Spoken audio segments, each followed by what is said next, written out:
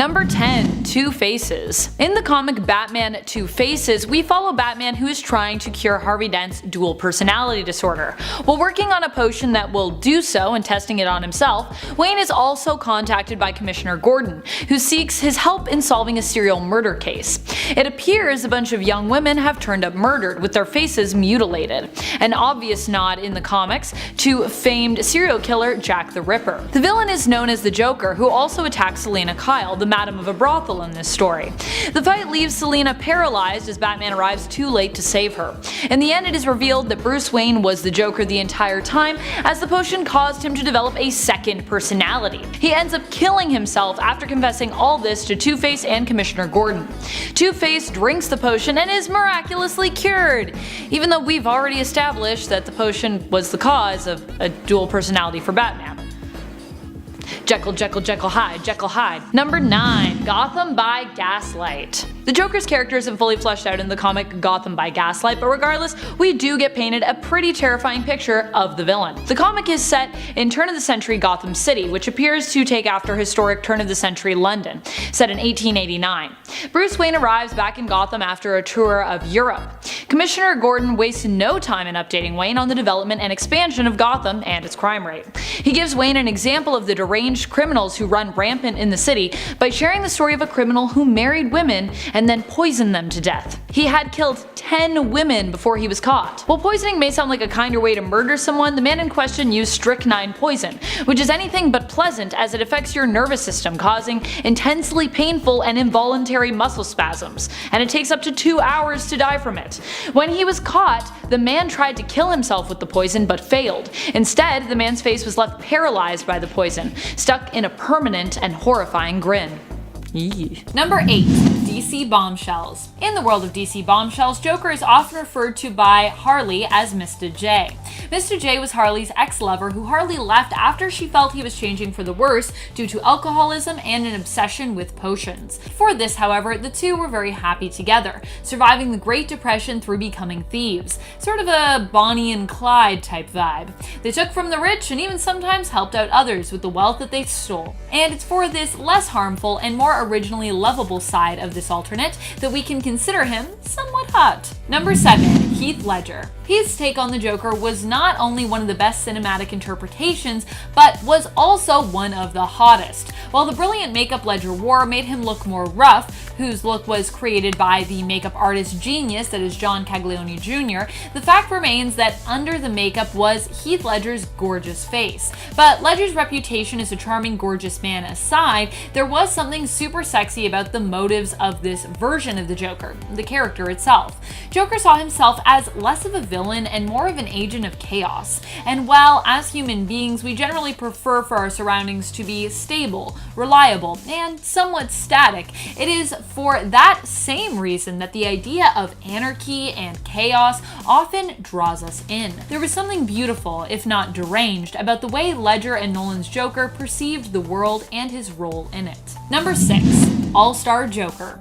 The Joker of Earth 31 from All-Star Batman and Robin and The Dark Knight Returns is just super jacked. What's even crazier is later on in his story when we see him, this version of the Joker is meant to be in his 50s, and yet he still looks super ripped. This version of the Joker also has a giant dragon tattoo on his back that extends onto his bicep. What can I say? I'm a sucker for some nice tattoos. And while this Joker is still positively insane, although he might have you believe otherwise, and evil, he still somehow manages to appear to be in great shape physically. Number 5. White Knight. In the White Knight reality, it ends up being Joker who becomes the hero. After being cured of his insanity, he decides Batman has gone too far, is also deranged, and needs to be stopped.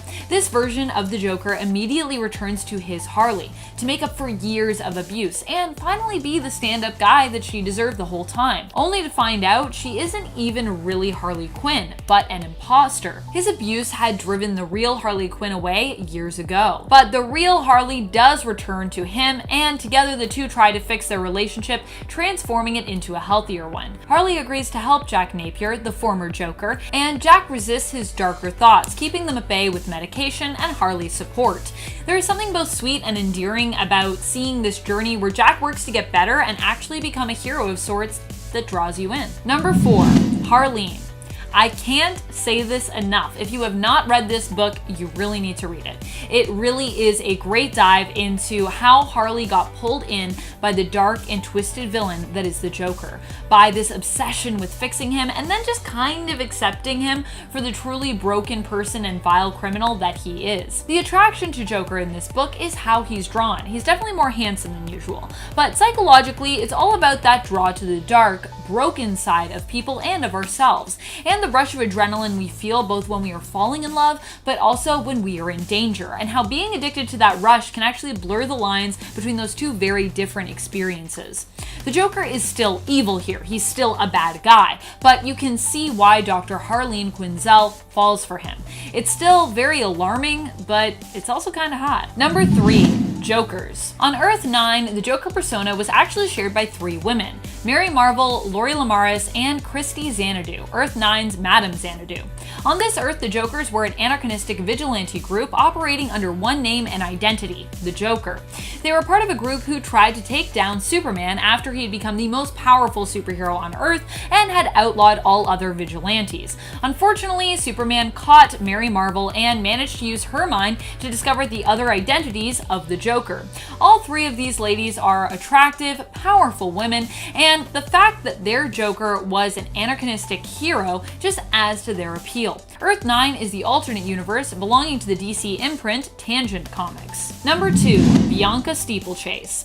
This version of the Joker comes to us from the Thrill Killer series, the alternate Earth 37. In this reality, Joker is a woman and a criminal known as Bianca Steeplechase. While still being quite evil, this version of the Joker seems to be much kinder to her Harley Quinn, has striking green eyes that are much more alluring than the main continuity's green peepers, and loves to wear low-cut or dramatically unbuttoned shirts. Once you see this version of the Joker, you'll never look at the main continuity one the same way again. Number 1. Gotham.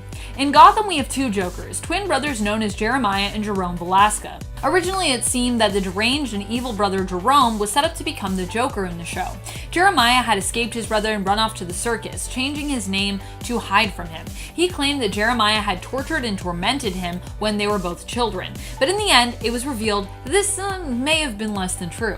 After his brother's death, Jeremiah was exposed to laughing venom that unleashed his own inner madness, and allowed him to begin his own transformation into the Joker. Since then, Jeremiah has been exposed to that famous vat of Ace chemicals, which left him severely disfigured and scarred. But prior to this change in his appearance, both he and his identical brother were fairly handsome, and originally appeared to be the most attractive live-action depiction of the Joker we've seen yet. Both characters are of course played by the same actor on Gotham, the talented Cameron Monaghan. In at 10, Hyena. Hyena, first introduced in Legends of the Dark Claw #1 from 1996, is a combination of DC's The Joker and Marvel's Sabretooth. He is the archenemy of Darkklaw, a combination of DC's Batman and Marvel's Wolverine. His real name is Creed Harley Quinn. The Canadian government initiated the Weapon X project. Logan and Quinn of the RCAF were both accepted as candidates for the project, along with 4 other volunteers. Logan's latent metamutant healing factor kicks in, which allows him to survive the adamantium crafting process, and Creed survives as well, but becomes a remorseless killing machine, exactly what the project was hoping for. Creed's sanity does not fare as well, and he eventually goes rogue, because of course he's going to. And Indestructible, known as adamantium, was also bonded to Creed's skeleton as well as Logan's, and he was given claws made of the same substance. Unlike Darkklaw, however, Creed was physically deformed as a result of the experiment and went insane. Project X also triggered metamutant abilities in Creed, who became known as Hyena. Hyena, also known as the Cackling Canine, will not stop his maniacal grinning until his arch-nemesis Darkklaw is destroyed. He also has a gang called the Pack, which is actually kinda cute, but still terrifying. And at 9, Martha Wayne. When Barry Allen altered the timeline so that his mother lived, a lot changed, along with Martha Wayne. She had initially been the mother to Bruce Wayne, who would have become Batman when she was killed in the alleyway by Joe Chill, but Barry's mom surviving somehow resulted in her and her husband, Thomas Wayne, surviving Joe Chill's fateful ambush, but their son dying as a result. butterfly effect, I guess. This ultimately broke her, driving her completely insane from grief and having her adopt the identity of the Joker, as well as committing various crimes in Gotham, also resulting in Thomas becoming a vigilante known as Batman in an attempt to stop her. By the time of the Flashpoint saga, she had kidnapped the twin sons of Harvey Dent without leaving a ransom note, and then, at her hideout in Wayne Manor, manipulated Commissioner Gordon into shooting the daughter by dressing her up in a Joker outfit, and then murdered the Commissioner.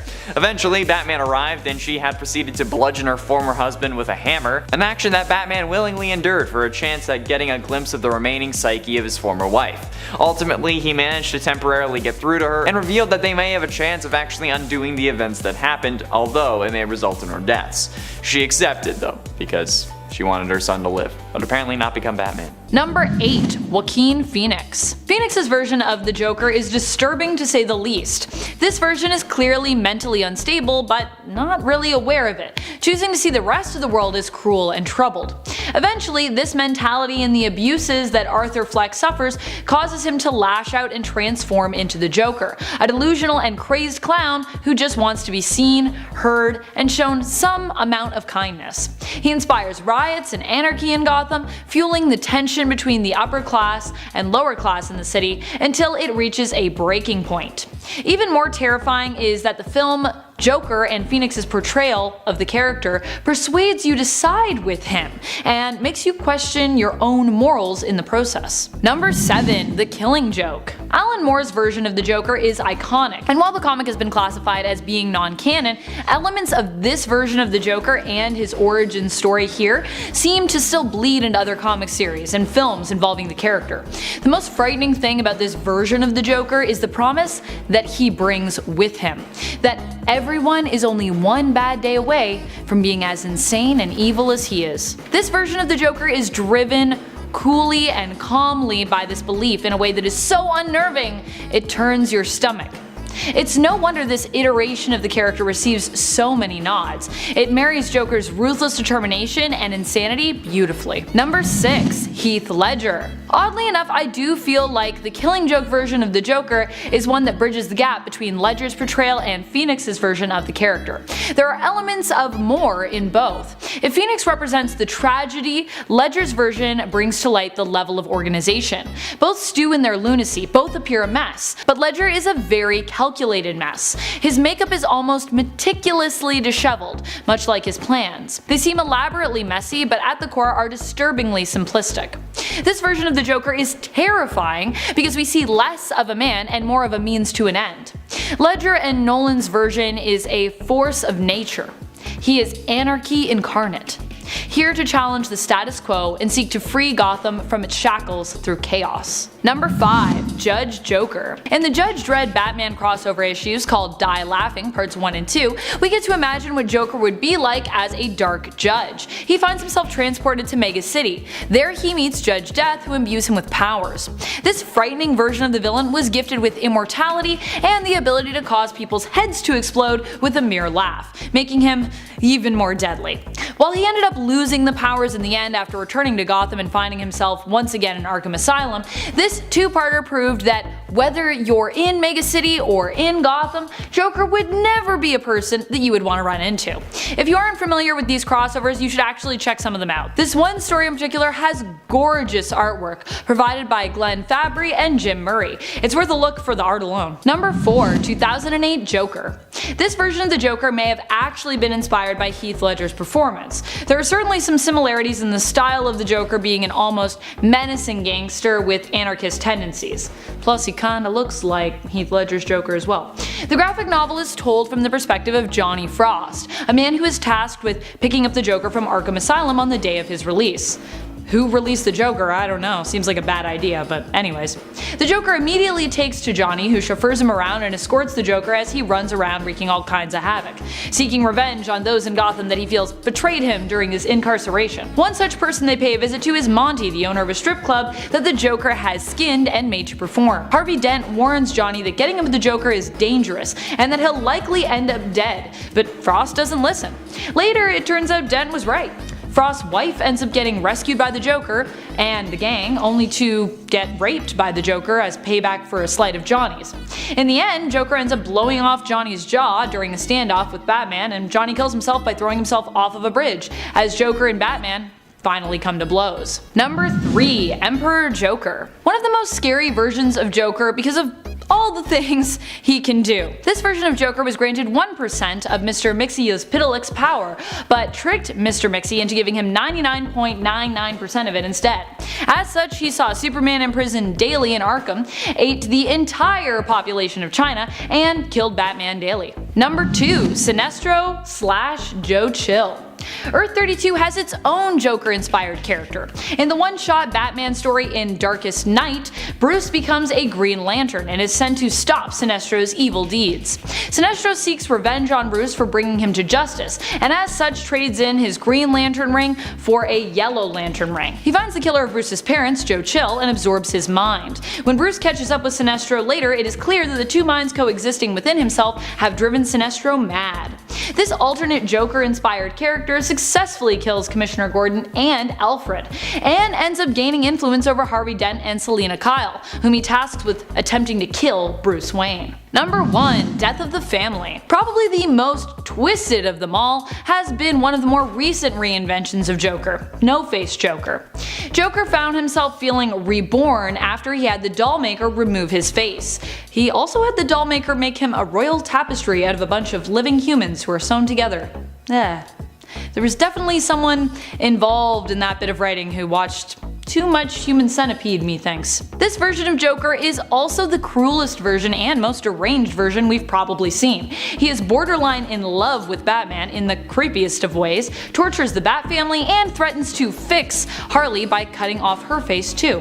He also just looks like a villain out of a slasher flick. Starting us off in at number 10, Hyena. What's scarier than the Joker? Well, how about a Joker combined with a homicidal beast of a villain known for his gruesome behavior? Enter Hyena from the Amalgam Universe, an alternate Earth that combines both Marvel and DC characters, merging them into one another. Hyena is the amalgamation of the Joker and Sabretooth from Marvel, with their stories being a very much intertwined origin story. He fell into some acid. And he's the greatest foe of Darkbot, the amalgamation of Batman and Wolverine, if that wasn't already a given. Hyena's real name is Creed Quinn, and along with Logan Wayne, he was a subject chosen to be part of the Weapon X program. Compared to Logan though, Creed fully dived into the idea of being a living weapon, embracing it and becoming a remorseless and psychopathic killer obsessed with murdering Darkclaw. Up next, number 9, Batman Bloodstorm. Bloodstorm is an Elseworlds title that's actually a sequel to Batman and Dracula Red Rain. As you can imagine, is a story where vampires are very much involved. Taking place on Earth 43, Bloodstorm sees the Joker become the leader of a group of vampires after said group's original leader, Dracula, was killed off in the previous story. With this newfound gang, the Joker manages to take control of all the major crime families in Gotham, prompting the vampire Batman and the werecat Selina Kyle to go after him. Unfortunately, Selina dies in the conflict, so Batman loses his crap and then gives into his bloodlust, drinking from the Joker. He doesn't turn the Joker into a vampire though. Instead, he kills him, and because of it, Batman is tormented by the knowledge that the Joker won, driving him to finally kill. And at 8, Suicide Squad. The Joker is an infamously extreme and formidable psychopathic crime lord in Gotham City in this movie, being at the very top of the city's criminal underworld, greatly feared by all those other crime bosses and criminals. Though he is devoid of empathy or pity for anybody taking part in his wicked schemes, either by intimidation or fraud, the Joker used to adore his on-again, off-again girlfriend and partner in crime Harley Quinn, doing his utmost to rescue her from Task Force X and the clutches of Amanda Waller, with eventual success. I mean, like, he was in the movie for like 5 minutes total, but like, it's better than nothing, right? For unknown reasons though, he later broke up with Harley, leaving her on her own and the target of many of his enemies. This version from the DCEU was certainly a darker and more brutal Joker than what we've been seeing in the comics now, not relying on Batman and being more willing to kill like he was in the golden age of comics, much along the lines of the 3 Joker revelation from the Mobius chair, since this version also killed Robin in the DCEU prior to the events of the movie. However, some also believe that the Joker is a mentally unstable version of Robin, which could be revealed to be true, but I don't know if they're actually going to reveal it and just let it be a theory. And yes, I was doing this to show the mask multiple times. And at 7, Emperor Joker.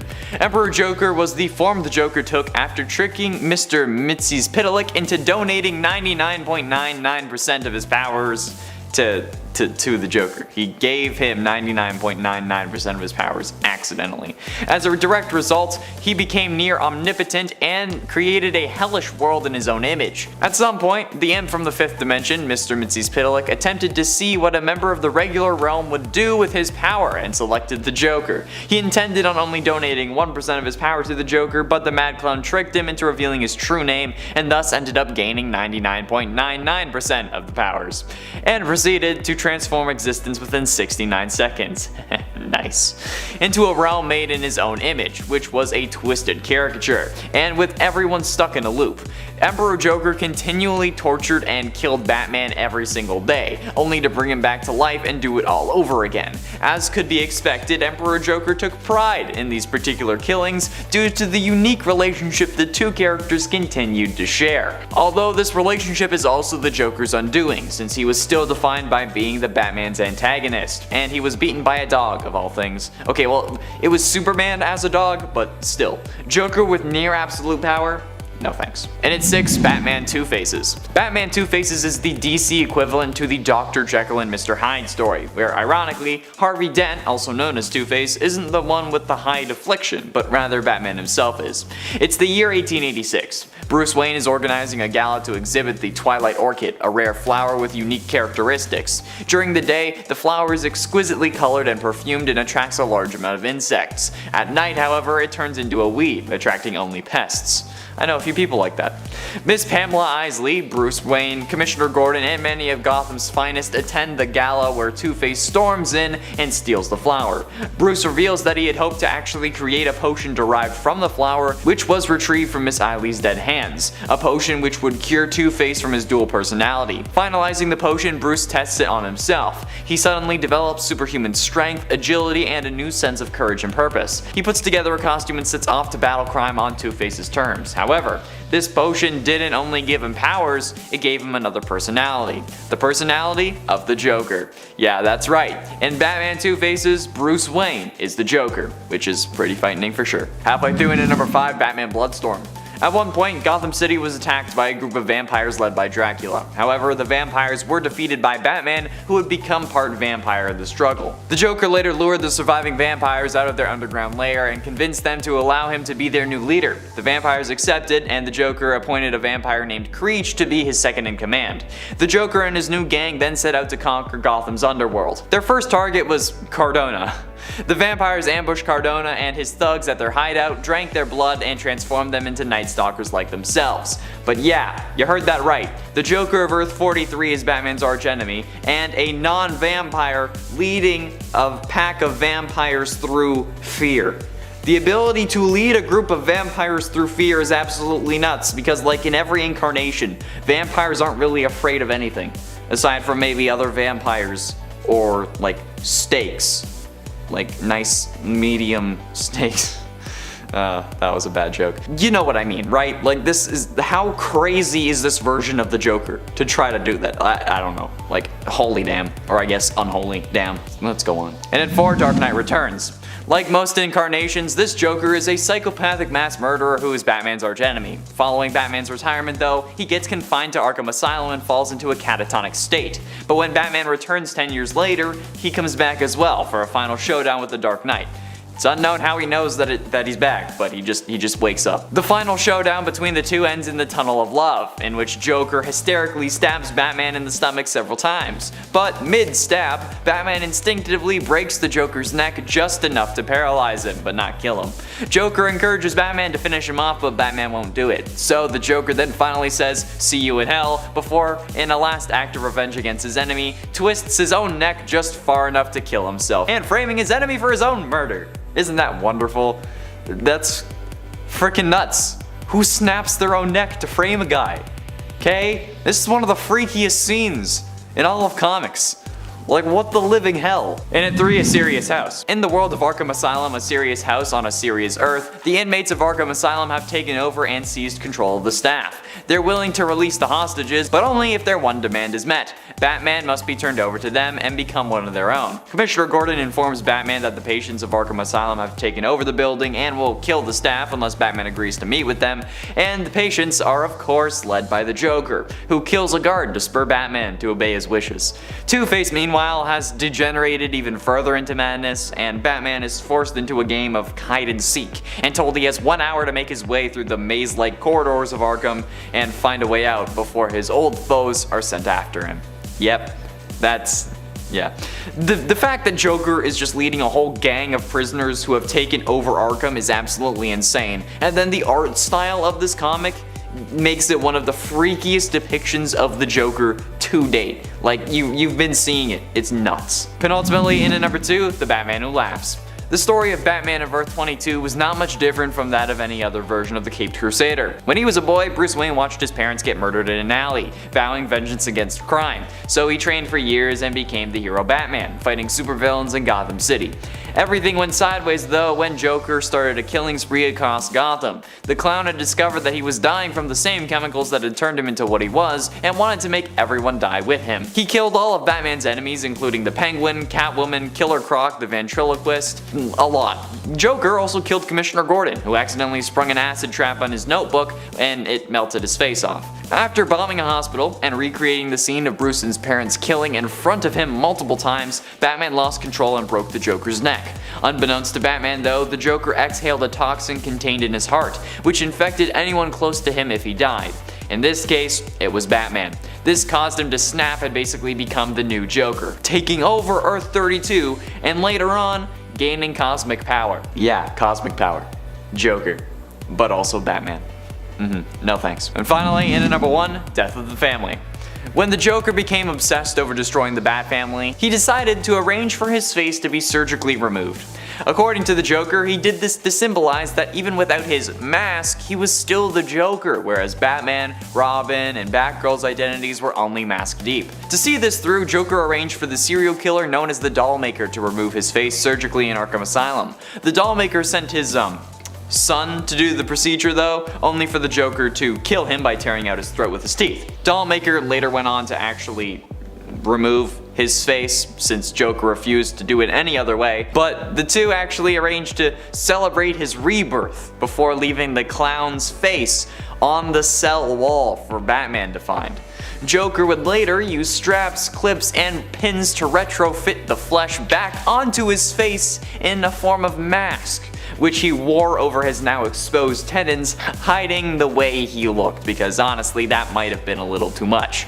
Joker would also remain in this mask for the remainder of his plan to destroy the Bat family, a mission which ended in a dinner party in the Batcave. And I think it's fairly obvious why this is number 1. Even without cosmic power, a man getting his face removed only to turn it into a mask to wear it again? No thank you. Not to mention that this is also the face that Joker's daughter ends up wearing, I'm pretty sure. So, no. Number 10, Batman/Catwoman. In the future segment of 2020's Batman Catwoman, we see a gray-haired Selina Kyle driving up a sunny coast. Selina pulls up to a trailer park called Seabird Island where she heads into a trailer to meet with an old friend. Now this old retiree is actually the Joker. The two discuss what happened with the Bat family and the Batman, who it's revealed passed away from cancer. This future Joker also seems to have made a family for himself, as weird as that is. He has pictures of his grandkids and talks about his son Nathan, with twin kids, as well as a daughter Bethany, who has 3 kids. After talking about Batman being gone, Joker gets emotional, saying it feels like the end of something. But with Batman gone, Selina reveals that she's come for Joker, finally,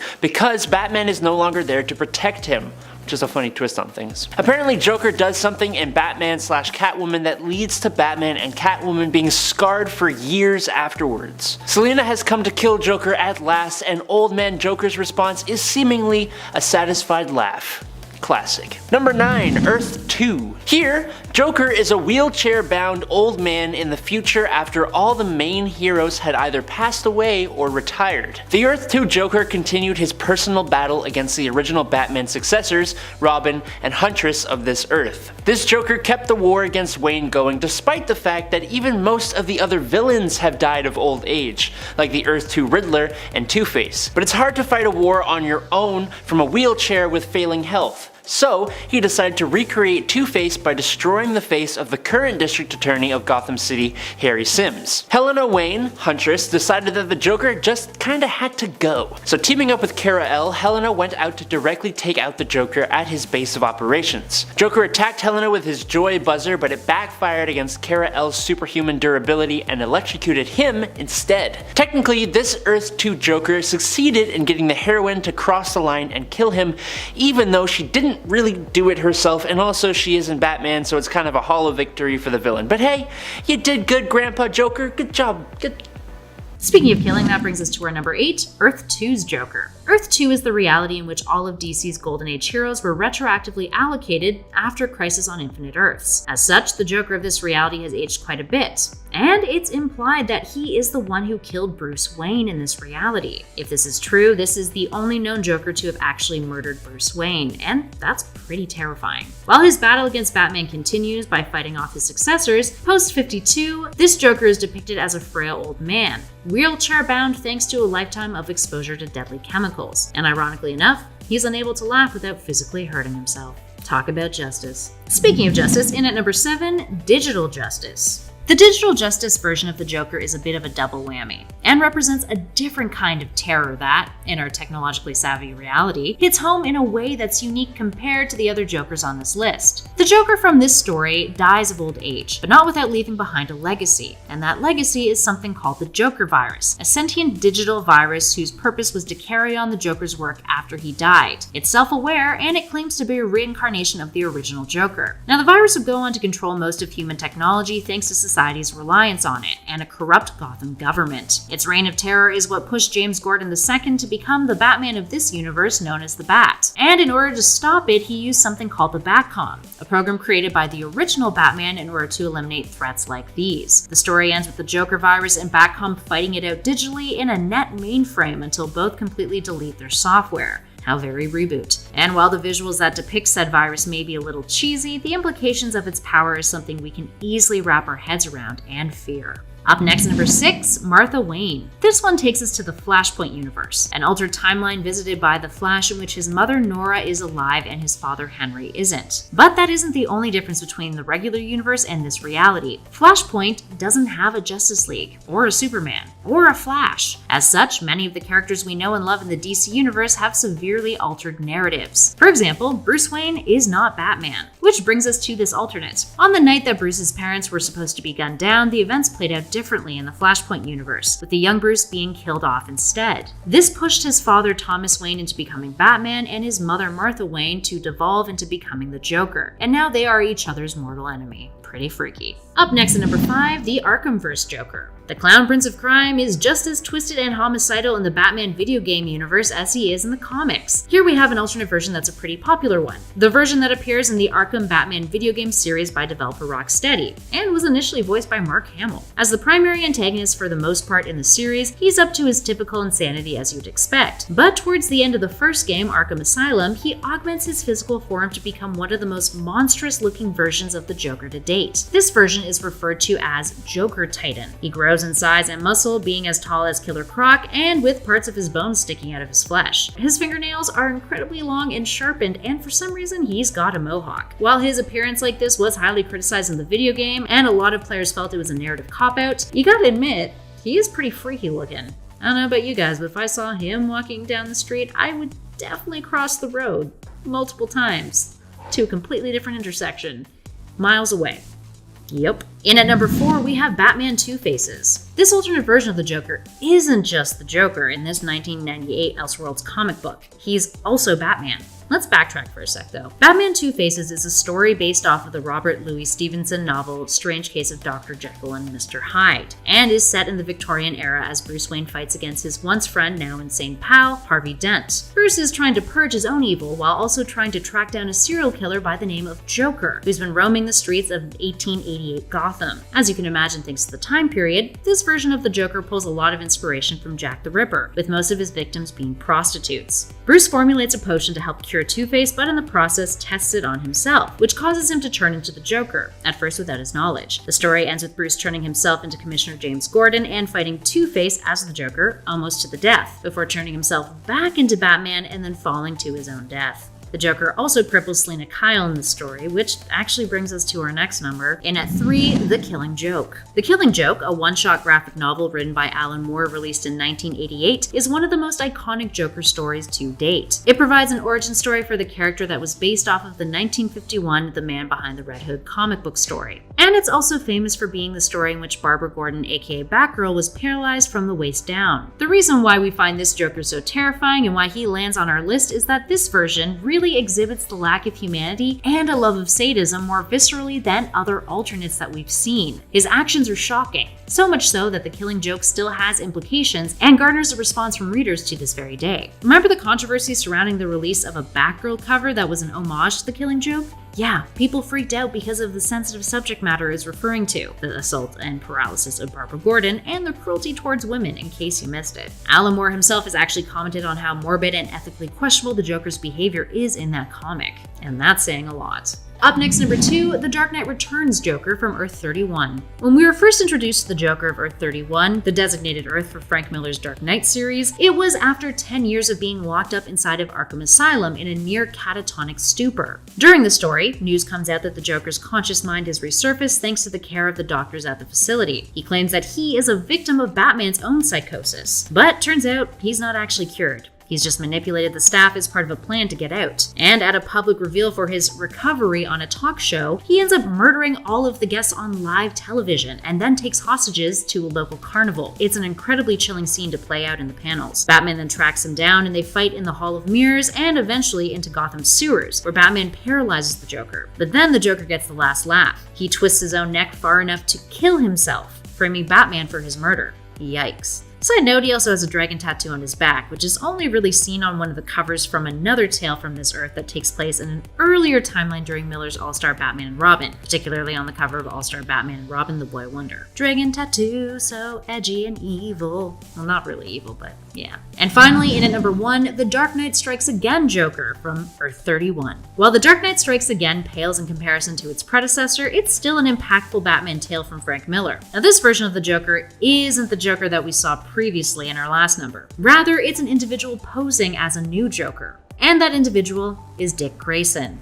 Yeah, some steep implications there. Released in 2001 with much more questionable art than the original, The Dark Knight Strikes Again depicts a Joker with supernatural powers and a healing factor. He kills numerous superheroes under orders of Lex Luthor, who now runs a dictatorial regime. Many of the superheroes can't believe their eyes, but they insist that this isn't the same Joker from years and years ago. And they're right, it's Dick Grayson, who Batman had fired and abandoned in the past. And now Dick specifically targets Batman's new partner, Carrie Kelly, out of jealousy. His disguise as the Joker was a way to emotionally taunt Batman before fully taking his revenge. Not only does Grayson's version of the Joker really hit home for Bruce, but on the panels, he's terrifying to look at too. Whether or not that's a product of Miller's sloppy artwork in this graphic novel is, well, your call to make. Still scary. Number 10, Jared Leto. While Jared Leto's version of the Joker in Suicide Squad may not have been the most well-received, the fact remains that Jared Leto is widely regarded to be a pretty attractive man. His version of the Joker came off as being a very manic millennial gangster and was for most a little too manic. But Leto's Joker should get some bonus points for giving us a very tattooed up version of this villain. At the very least, to most, tattoos are considered pretty sexy, and fans of Jared Leto likely still can't see him as anything but the lovable, somewhat of a jerk, illiterate teen heartthrob that was Jordan Catalano. Jordan Catalano, although pretty terrible, was pretty baby. Number 9, Jokester. This version of Joker comes to us from Earth 3. He is actually a good guy, which is part of what adds to his appeal. This version of the Joker was known by the name Jackie. He was an underdog and struggling comedian who stood up to the corrupt vigilante Owlman. Taking a stand against Owlman, who Jackie actually knew to be a murderer, he made him the target of the jokes in his comedy act. The police and people of Gotham saw Jackie as a sort of hero for standing up to Owlman, but his heroism came at a cost. Owlman got revenge by giving Jackie a Glasgow smile and killing his manager Harley Quinn. This drove Jackie insane, making him only have eyes for destroying Owlman and his sidekick Talon. Number 8, Dark Knight Strikes Again. The Dark Knight Strikes Again is the long-awaited sequel to The Dark Knight Returns, and I'll be honest, Frank Miller's art and writing really kind of fell off for this one, just like a little bit. But it does give us a very strange and unique version of the Joker. The Joker in The Dark Knight Strikes Again is not the Joker we saw in The Dark Knight Returns. It's actually Dick Grayson, Batman's previous ward, who, it turns out, was fired by the Bats after he grew frustrated at the boy's ability or inability to do the job properly. I should also let you know that this Batman is kind of a huge jerk, just a little bit. Robin is heartbroken by Batman's rejection and he kind of loses it. He teams up with the likes of Lex Luthor to undergo radical gene therapy that would give him superpowers. The procedure steals the final portion of Grayson's remaining sanity though, sending him on a murder spree in order to track down and get revenge on his old mentor. You can't help but feel just a little bit bad for Dick Grayson. This time working for Bruce mentally scarred him almost as much as the genetic surgery did. Number 7. Last Night on Earth. In Batman Last Night on Earth by Scott Snyder and Greg Capullo, Batman, or actually a clone of Batman created by Batman's own resurrection machine, goes out into a post-apocalyptic world completely rocked thanks to Lex Luthor. One of the first things that this new Batman finds, funnily enough, is a lantern with the head of the Joker somehow still alive inside and speaking. Kind of like in God of War when Kratos gets the head of Mimir that he just carries around on his hip. Batman takes this Joker lantern as a companion, and this talkative Joker keeps the Dark Knight company as he works to find a way to dethrone Omega, who is a villain that rules over the apocalyptic world using Darkseid's Omega effect. This Joker is strangely friendly and compassionate, and he is honestly a great cheerleader for Batman, which I don't think any of us expected to see. What we really didn't expect to see is that this disembodied head is even given a robotic body to become Batman's new Robin. What? And number 6, Batman Digital Justice. Okay, so this one is a little bit different.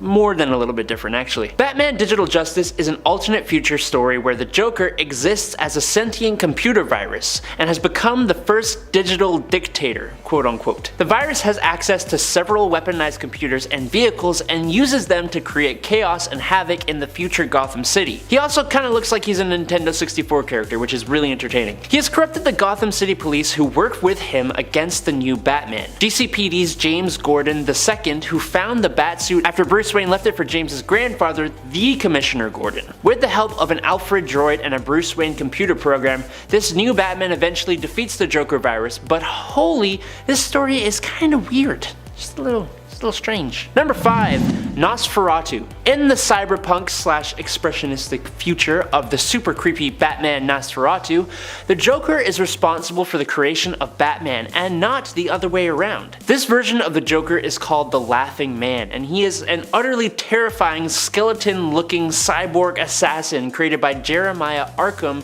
to tell the future. The look of the comics are in general inspired from early German Impressionist cinema, including movies such as Nosferatu and The Cabinet of Dr. Caligari. And both the Laughing Man and the Batman he ultimately faces really lean full force into those absolutely terrifying styles. The Laughing Man has a knack for telling people when they are going to die and then de-lifing them to make sure that his predictions are true, which is kind of a backwards way of doing that. And they aren't gentle slayings either, as we see him kill this universe's Dick Grayson by completely severing his head from his spine and just having a great time doing it too, which is terrifying. It's quite terrifying, but if Batman and Nosferatu are your thing, you're welcome, I guess. Number 4, Dark Judge. A crossover between DC Comics and 2000 AD, the creators of Judge Dredd, led to the creation of Dark Judge Joker. A character who lets us know what it would be like if the Joker and Judge Dredd had a baby. The answer is that it would be absolutely terrifying. As a Dark Judge, he gained large glam rock style armor, and his hair went white with a red streak to make him appropriately very cool. Joker is one of the 2 main antagonists in Die Laughing. The Joker finds a way to transport to Judge Dredd's Mega City 1, and he unleashes a quartet of Dark Judges. And he even gains some immortality, becomes a new Dark Judge, and gains some deadly new powers. Judge Anderson, a telepathic ally of the Judge Dredd, teleports to Batman for help and to learn about the Joker. Batman then travels back with her to Mega City 1 to foil the Joker's plans. But the Joker just gets bored of Mega City 1 and decides to return to Gotham City, losing his powers and being sent back to Arkham Asylum. he basically just kind of gave up. Number 3. Batman Beyond. In the distant future where Bruce Wayne is retired and training the new Batman, Terry McGinnis, we see a remnant of the Rogues and a new generation of the Justice League. Among the remnants of the Rogues of Batman is the Jokers, the seemingly only remains of the Joker and his ideals. Now, to everyone's surprise, the Joker makes his appearance and starts wreaking havoc in Gotham once again after decades of being presumed dead. It is later revealed that the Joker is actually Tim Drake, who was treated so badly he became the new Joker. Number 2.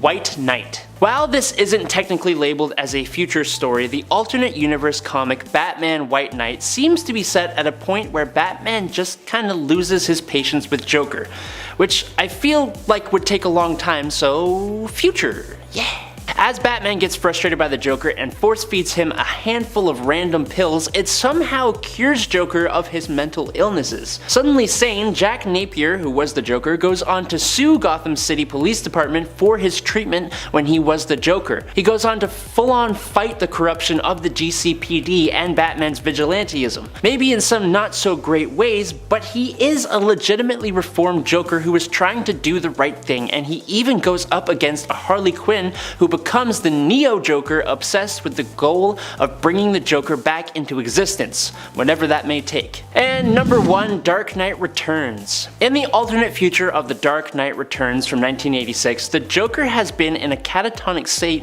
ever since Batman's retirement, but once the news breaks of the Dark Knight's return, he miraculously regains consciousness. He manipulates his psychiatrist into declaring him cured, he hires a publicist to book him on a late-night talk show, and then on the show, he Joker toxins the whole crowd, which I believe was the inspiration for the talk show scene in the Joaquin Phoenix Joker movie. He then goes off on a spree of crime and de-lifings, drawing Batman out into the open. Batman pursues him into the Tunnel of Love at a carnival where he fractures the Joker's neck in a fit of rage, but cannot still bring himself to completely take down his enemy. The Joker does the deed for him though by twisting his fractured neck until it breaks completely, thus framing Batman as his killer. His body is soon found by the police before it bursts into flame, Batman having rigged the corpse to create a distraction. This is one of the best Batman stories, which automatically kinda calls for the best Joker. Number 10. Cesar Romero. Cesar Romero played the Joker in the 1960s Batman live-action show. While many don't think of his Joker first when it comes to what we consider to be the darkest version, he definitely couldn't be considered one of the most heroic or lightest versions either. Joker in the 60s show was known, like many of the other characters, for his campiness and additionally for his flamboyance. And yet the amount of joy causing harm to others and the glee he exhibited whilst committing crimes and straight up killing people is disturbing in and of itself, especially considering that Romero's version of the Joker seemed to be one of the most sane. So he was fairly level-headed, but just super happy to be out and committing crimes and harming people. Like some funny games level of wincing horror. Ooh.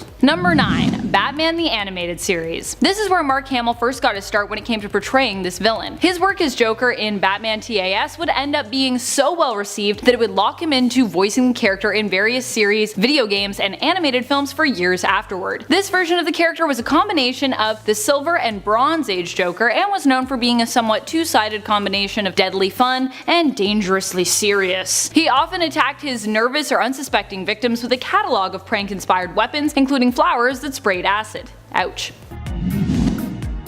Number 7. Christopher Nolan's The Dark Knight. Heath Ledger had one of the most ruled by chaos versions of the Joker. This was a grittier, darker interpretation of the character that was so powerful it actually influenced Joker's appearance and senseless love of violence in the comics, radiating outwards. Ledger and Christopher Nolan's interpretation of the character was actually a perfect marriage of the silly chaos that is the Joker, but cut with a grotesque sense of recklessness that made this interpretation so dangerous. It remains a great homage to the classic Joker while also being a deadly modern spin on the character. Number 6. Vampire Joker. The Joker of Earth 43 ends up appearing to die, and in so turns Batman evil, causing him to give into his bloodlust and cementing his transformation into a full-fledged monster and vampire. Batman himself had already been changed into a vampire when he and the Joker came to final blows. Batman though remained immune to most vampire weaknesses as he still maintained a pure heart, having never fed off of a human. Joker killing Batman's companion, werecat Selina Kyle, however, threw Batman into a rage, causing him to give in to his vampire instincts. He killed Joker and fed off of him, giving into the darkness within himself, and this meant that in death, Joker had actually won. And although Batman attempted to dispose of Joker's body in such a way that, he'd never return as a vampire, somehow Joker managed to survive and did return as a vampire himself during Convergence. Number 5. Killing Joke. This version and Joker story will always have a place in comic book history as being one of the most controversial. But besides that, it also gives us a very dark alternate version of the Joker, and a much sadder version. It paints a picture of Joker as a man who leaves his job at a chemical plant to pursue a career as a stand-up comedian. Unfortunately, no one really finds him very funny, save for his pregnant wife, who insists that he always manages to make her smile. Aww. Low on cash, he agrees to help some criminals with a robbery, guiding them through the chemical plant that he used to work for. After finding out his wife and baby, however, have perished, he is forced to go through with the plan anyway and ends up falling into a vat of chemicals. While of course not an official origin story for the Joker, it is a very dark origin that helps to explain the Joker's madness, and even somehow makes you feel sympathy for the character that in the same book paralyzes Barbara Gordon and tortures her father, Commissioner Gordon. Number 4. Injustice Joker. While Injustice Joker may not have survived very long, he was one of the most brutal and dark because, like some of Joker's other alternates, he was willing to trade his life just to see his plan come to fruition. And come to fruition, it did. Joker was successful in driving Superman to his breaking point, causing him to kill the Joker and turn into a villain himself. One of the best ways, of course, to turn Superman into a villain is to take out all of the people who keep him the most human, such as his pal Jimmy Olsen and of course Lois Lane. In doing this, although the Joker died, he won. Because of this incident and of course Metropolis being blown up, Superman feels he has no choice but to take hold of the world in order to protect Earth, along the way losing even more of his humanity and becoming himself sort of a paranoid dictator. Number 3. Martha Wayne. In Flashpoint, we get to visit an alternate timeline where Bruce was the one who died, not his parents. They are forced to live with the loss of their son, which inspired Thomas Wayne to take up the mantle as Batman, but drives his wife Martha insane. She ends up becoming the Joker after Thomas Wayne's Batman goes to take care of the criminal responsible for murdering his son. He tells Martha that he too misses Bruce, and he also misses her smile. When he returns after pummeling the criminal Joe Chill to death with his bare hands, he finds out that Martha has given herself a Glasgow smile. Yee. Number 2. The Batman Who Laughs.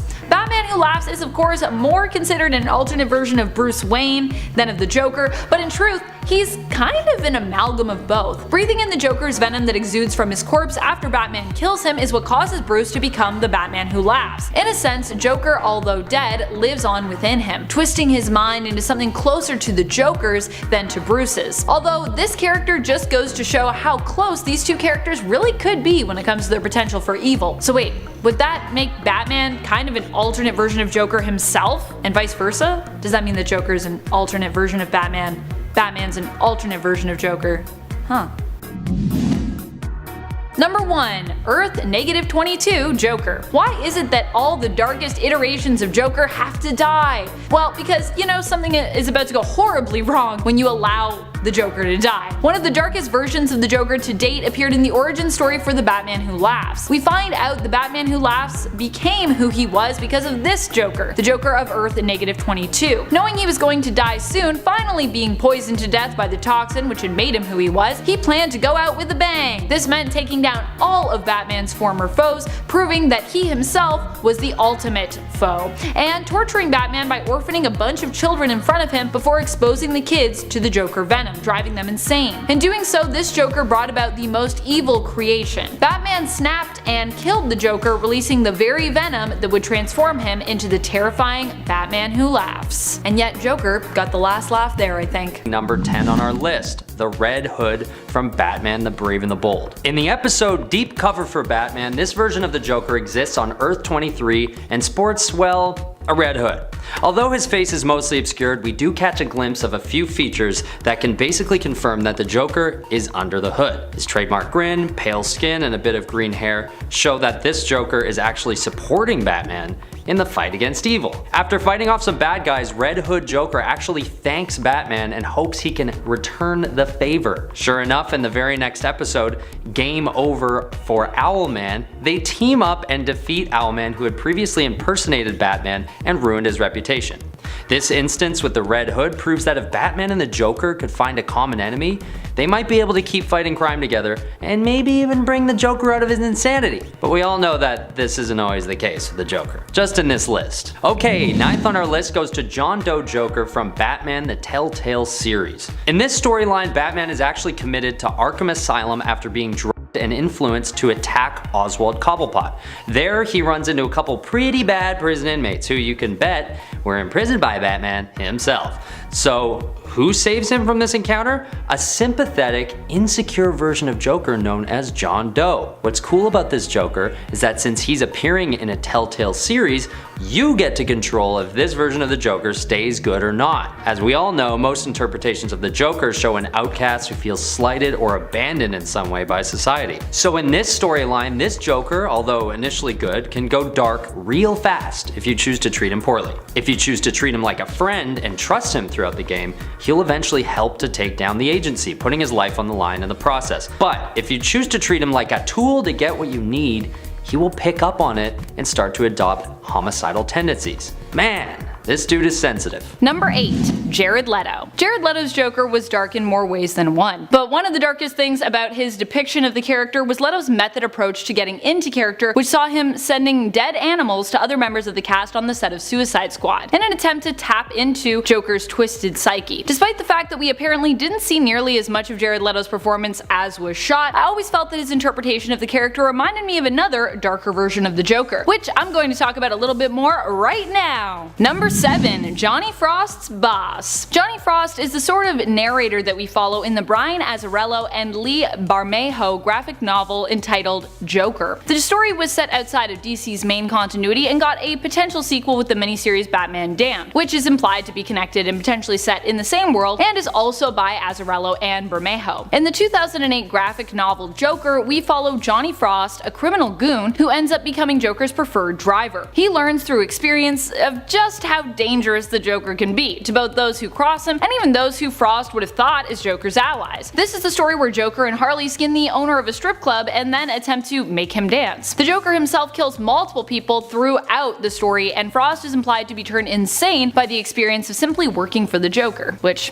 makes sense, I think. Number 6. Gotham by Gaslight. The story of Gotham by Gaslight provides a Victorian-inspired horror version of a Batman story where it is believed that Batman is responsible for a series of crimes that we later learn were connected to London's Jack the Ripper. The Joker is the only name we are given for a criminal who was notorious for marrying wealthy elderly ladies and poisoning them in order to inherit and steal their fortunes. While the Joker didn't have a big role in the story and is really only mentioned in passing, he is a frightening character as he is likely inspired by many other cases of the time where we now know of real-life criminals who preyed on people in such a way, with some of the more well-known murderers of this kind being thought responsible for a murder count well into the double digits. It's true. It's history. Number 5. Endgame. While the Joker that reappeared in Endgame technically belongs to the main continuity and is not really an alternate, Scott Snyder's newly reintroduced Joker also allowed for the character to become somewhat reinvented. This version of the Joker was reborn without his ties to Batman, making him appear to be far more ruthless than he previously had. Joker finally returned in Endgame in 2014 after being absent for over a year, last seen falling into a pit at the end of Death of the Family in 2012. In this story, Greg Capullo and Scott Snyder instead choose to explore the idea of Joker breaking his bond with Batman, detaching from him and thereby turning extremely dangerous and reckless. This new version of the Joker was responsible for chopping off Alfred's hand, blowing up the Batcave, and for a while was believed to be an immortal being who had been around since the founding of Gotham. Number 4. Jack Nicholson. Jack Nicholson's version of the Joker, for some reason, gets snubbed on so many of these Joker lists that we do, but we should never forget just how dark his version of the Joker also was. He definitely had some of the campy gleefulness that we saw with Romero's Joker, but was also much more volatile. His mood could change as easily as the wind, launching him into violent tirades, and he had a creepy and unsettling air about him that made viewers of Tim Burton's Batman squirm in their seats. You never knew what Nicholson's Joker was going to do, or how he was going to react, which made him one of the most dangerous because he was just so unpredictable. Number 3. Arkham games. Joker in the Arkham games is set on bringing about the destruction of not just Batman, but all of Gotham City with it. Arkham Asylum is probably my favorite game from the series, and sees Joker, voiced again by the famous Mark Hamill here, trapping Batman in Arkham Asylum with all the villains he has helped to capture. It also leads us into the plot of Arkham City, revealing that the Joker has gotten his hands on the powerful drug known as Titan and is planning to use the substance in his notorious plot. You, as Batman, are forced to fight against all of your foes while also taking on various Joker henchmen in your attempt to save the city, escape the asylum, put a stop to Joker before it's too late. Number 2. Gaslight Joker. This version of the Joker is a playable champion featured in the Infinite Crisis multiplayer online battle arena game, or MOBA for short. He comes from a Victorian-era inspired alternate universe similar to the one in which the Joker from Gotham by Gaslight originates. However, this version of the Joker is more gruesome than the other Victorian Joker we discussed earlier. He was nicknamed as the Laughing Butcher and was known as a deadly serial killer who would chop up his victims into little bits, using them as rat food for the vermin who he kept in his basement, his pets. His appearance and eccentric hairstyle give off slight Sweeney Todd vibes, which is pretty dark actually because Sweeney Todd was based off of a real story, but it was two men instead of a man and a lady. Anyways, number 1. The Dark Knight Returns. One of the darkest iterations of the character comes to us from Frank Miller's Dark Knight Returns, which tells an alternate tale where an old Batman comes out of retirement, which also prompts Joker, who's been in Arkham Asylum in a catatonic state, to return to his old life of crime. He convinces his doctor he's been cured and breaks free while appearing on a talk show where he's meant to discuss his successful reform. Instead, he kills everyone and starts going on a murderous rampage in an attempt to draw Batman out so he can face his iconic enemy. This is also the story where Joker breaks his own neck simply to frame Batman. Joker might not have any formal superpowers, but his willpower is something else. He is an insanely determined villain. Number 10. Harley Quinn Animated Series. Sure, this version of the Joker is quite hilarious, as this is a mature comedic animated show, but that doesn't mean that he isn't dark. He is still, after all, the Joker. This version of the Joker actually succeeds in taking over Gotham City at the end of season 1, trapping the Justice League, defeating Batman, torturing Harley's crew, and defeating even the other members of the Legion of Doom. The guy even kills Scarecrow for unmasking Batman in front of him by making his head explode with acid. It's true, it happened. He is violent, successful, and still quite dark. He also makes his entrance in season 1, episode 1 by wearing the captain of a yacht's face, ripping it off like a mask to reveal his own. Ugh. Number 9. Emperor Joker. When you give Joker 99.99% of Mr. Mxyzptlk's reality warping powers, you can expect things to get weirdly dark. So it shouldn't come as a surprise that Emperor Joker was born in the comics and that he did all kinds of twisted, dark things. One of the worst things though for me was he set almost everyone in a horrible time loop where they were usually trapped in some way or being tortured, or being trapped and tortured. The worst of combos. Or I guess in Joker's case, the best of combos? Number 8. Joker Film. The Joker film may exist in its own bubble, but that bubble was a pretty dark and bleak one. Arthur Fleck is played by Joaquin Phoenix in the film, and the film is based off of the Killing Joke origins for the villain. The idea that one bad day is all it takes to turn someone insane or change someone's life dramatically. In the case of the 2019 Joker film, that one bad day is actually kind of more of a snowball effect. Arthur Fleck is a failed comedian who is mentally ill, and when cut off from his medication, quickly becomes overwhelmed by all the negative aspects of his life and shocking revelations. In the end, he ends up killing his favorite show host on national television, similar to a moment in the Dark Knight Returns animated story, and confirming Arthur Fleck's full transformation into the Joker, becoming a killer, a villain, and inspiring riots in Gotham. 8th on our list is from a Batman Captain America crossover, where this version of the Joker teams up with Red Skull. I know, not very heroic yet, but just wait. In a page that has become something of a meme in comic book culture, the Joker is shown learning that Red Skull is actually, in fact, a Nazi. And when Red Skull tries to equate Nazism to Joker's own evil ways, the Joker actually says, "I may be a criminal lunatic, but I'm an American criminal lunatic." He then sprays Red Skull with some kind of green poof in an attempt to kill him. Later in the comic, the Joker actively seeks out to kill Red Skull, stating that he's actually planning on helping Batman put him in a cell for the rest of his life. So yeah, although this heroic version of Joker isn't necessarily an alternate version of the supervillain, he is an iteration of the Joker that draws a line in the sand on his own limits to what is too evil, even for the crazed clown prince himself. Okay, 7th on our list goes to the Joker's Wild Jokers. Yes, that's plural. For those of you who aren't already familiar with Tangent Comics' Joker's Wild, this storyline features a modern version of reporter Lori Lamaris, who fights crime with her 2 other Joker teammates. student Mary Marvel, and entrepreneur Christy Xanadu. These three Jokers are up against a big foe in this storyline on Earth 9, facing off against an evil tyrant Superman. So yes, these versions of the Joker are actively seeking out evil and fighting against it. Although it doesn't turn out so well when the tyrant Superman ends up torturing and eventually killing Mary. Christie's whereabouts remain unknown and Laurie's in prison for 10 years. When she gets out, she decides not to take up the Joker costume again and instead continues under the identity of Manhunter. But for that brief period, the world was introduced to one of the most unique, heroic alternate versions of Joker on our list, and we're better off for it. At number 6, we go to Earth 3. First appearing in countdown number 32, Jackie, a struggling stand-up comedian, eventually assumes the title of the Jokester and becomes known as something of a hero to Gotham. Much like other versions of Joker, Jackie has been bullied his whole life and is getting sick of it. So when Jackie witnesses Owlman kill the owner of the Last Laugh comedy club, he decides enough is enough. With Harley Quinn as his manager, he changes his act to focus on ridiculing Owlman. By doing this, he becomes a kind of hero to Gotham, which had also become kind of tired of Owlman's tyranny. But only when Harley Quinn is killed and Jackie's mouth is sliced open in the classic Joker way, he assumes the identity of the Jokester. Jackie, aka the Jokester, although having lost all of his sanity, still dedicates his life to ridiculing and humiliating Owlman. Owlman is a pretty brutish vigilante assuming a role on Earth 3 as a supervillain, so the Jokester's efforts are absolutely known as being heroic. And that's why he belongs on our list. Okay, number 5. This is a weird one. In this storyline, a version of Joker is set out to kill an evil version of Batman, who was created by an evil Joker in a big battle, but that's not the Joker we're talking about.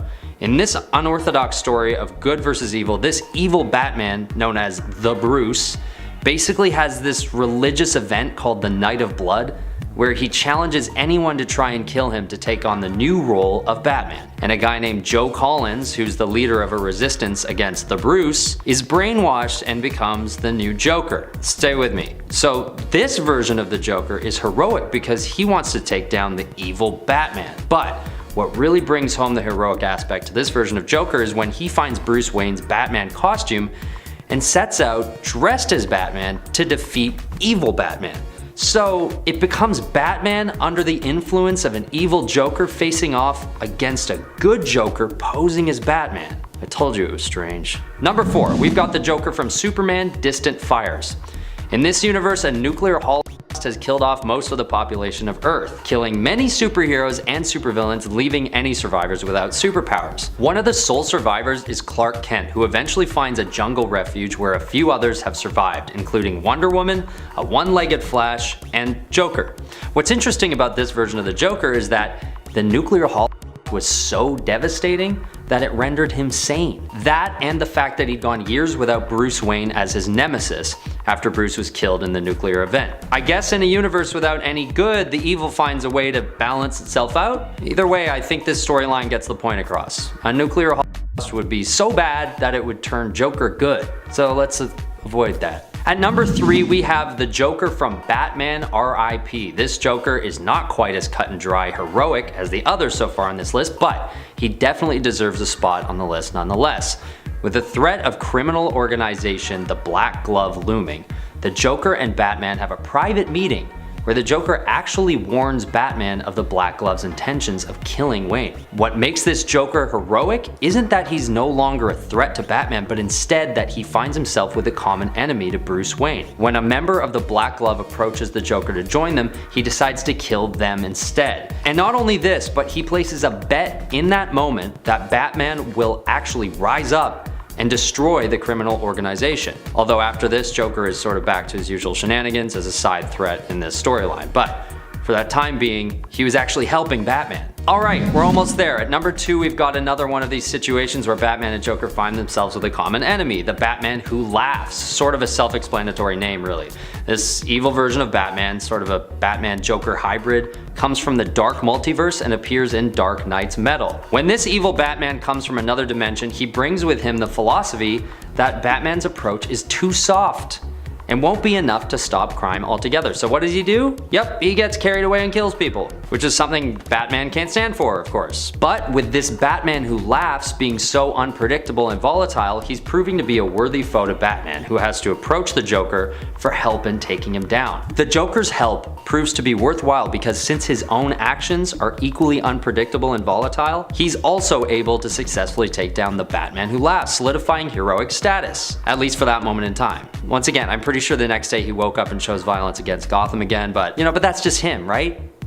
Unpredictable. Okay, finally, number 1. The spot at the top of our list goes to the Joker from White Knight. Known as Jack Napier in this storyline, this version of the Joker belongs at the top of our list because he has fully gained sanity and reformed into a functioning part of society. What caused this is suggested to have been a controversial run-in with Batman, who beats the Joker up so badly that witnesses start to think Batman might have gone too far. On top of beating him up, he also force feeds him a full bottle of pills that the Joker had pulled out himself. Gotham becomes divided on whether or not Batman had acted out of character, and after Jack Napier recovers from his injuries, his intellect is at an all-time high, and it appears as though he's completely changed for the better, possibly because of the pills. Jack even goes as far as giving a heroic speech saying Gotham deserves more than the Joker, and makes moves to actually indict the Gotham police force for conspiring with Batman, someone Jack now sees as a threat to functioning society.